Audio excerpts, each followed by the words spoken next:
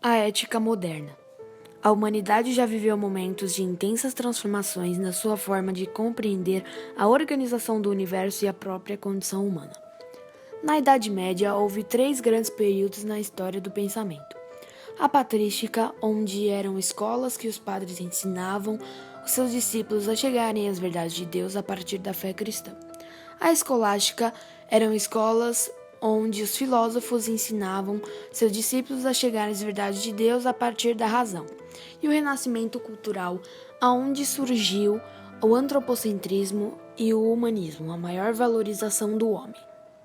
Santo Agostinho, Santo Tomás de Aquino, Pedro Abelardo, entre outros, defendiam a fé cristã e lutavam contra as heresias, isto é, contra as ideias que maculavam a imagem da Igreja Católica e, portanto, a imagem de Deus. O pensamento vigente naquele período era o teocentrismo, de modo que toda a produção intelectual, política, cultural e, sobretudo, religiosa partiria da ideia de Deus como centro do universo, personagem principal e inquestionável. Características do período medieval. A defesa da fé cristã, verdade revelada por Deus, o dogmatismo, ou seja, a verdade inquestionável.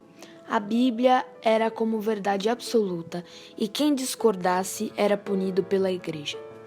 Já no Renascimento cultural, embora ainda inserido no contexto da Idade Média, trouxe uma nova forma de pensar sobre o mundo, a ciência e o conhecimento.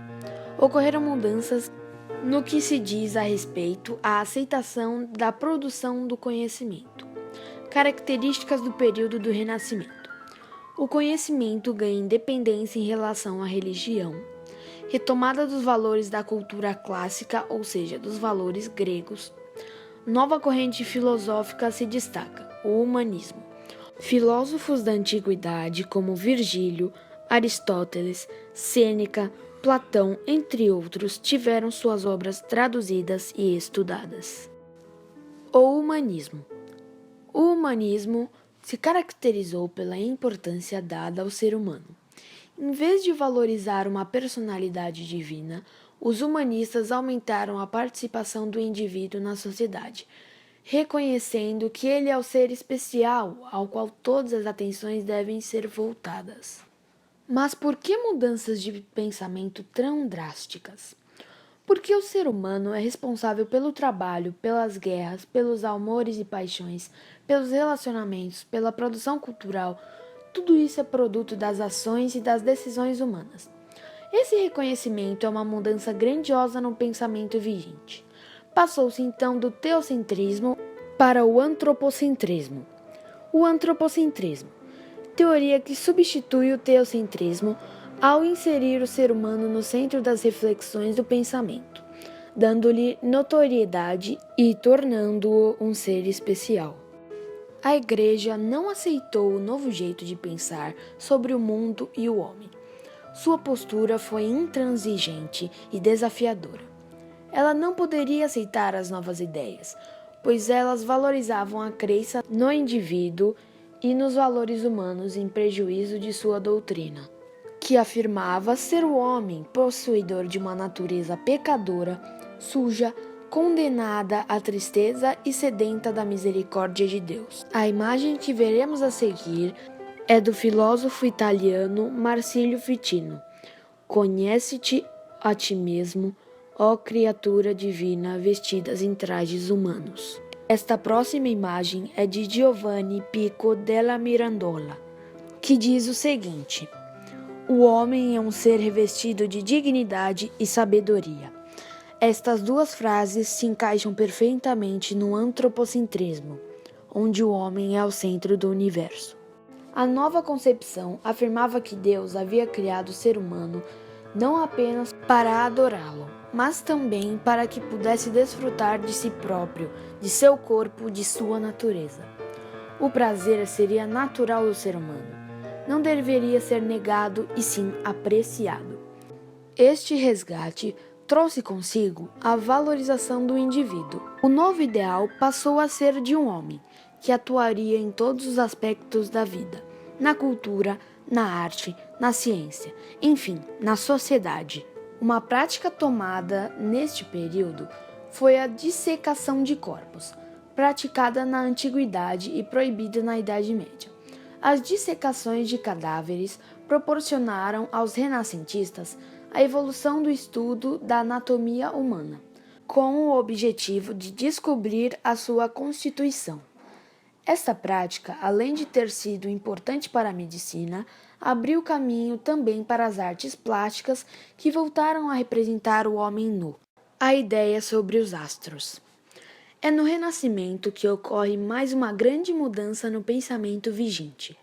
A negação do geocentrismo, teoria que defendeu que a Terra é o centro do universo, e a defesa do heliocentrismo, teoria que afirmava ser o Sol a estrela em torno da qual giram os planetas.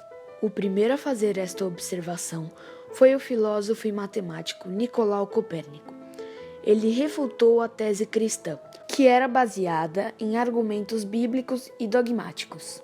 Segundo ele, a Terra fazia movimentos circulares em torno do Sol, de modo que, sendo assim, ela não poderia ser o centro do universo.